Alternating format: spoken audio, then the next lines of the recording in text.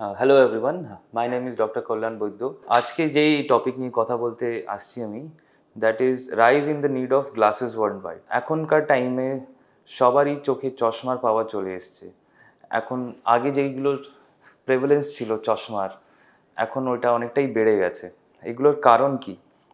Recent স্টাডিতে পাওয়া গেছে বাচ্চাদের স্পেশালি, যাদের 7 to 10% প্রেভেলেন্স ছিল আগে 10-15 years ago, it has increased almost to 20% in India, আর সাউথ ইস্ট এশিয়ান কান্ট্রিজে অলমোস্ট 70-60%।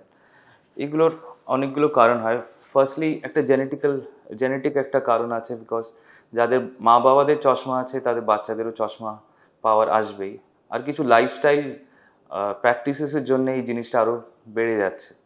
কী কী লাইফস্টাইল প্র্যাকটিসেস? লাইক প্রথমত হচ্ছে excessive screen time, excessively watching videos on mobile, or doing online classes, gaming, 6, 7, 8 hours of screen time for children less than 5 years. এই বয়সে যদি এত screen time থাকে, চোখে একটা জিনিস এক্সেস অ্যাকোমোডেশন, কাছে জিনিসে ফোকাস করা, that is called accommodation. Excess accommodation চোখে মাইনাস পাওয়ার নিয়ে আসার জন্য একটা ট্রিগার। এই কারণেই এখন most of the kids have glasses.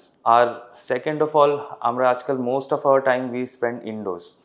Outdoor activities অনেক কমে গেছে, সানলাইট এক্সপোজারও কমে গেছে।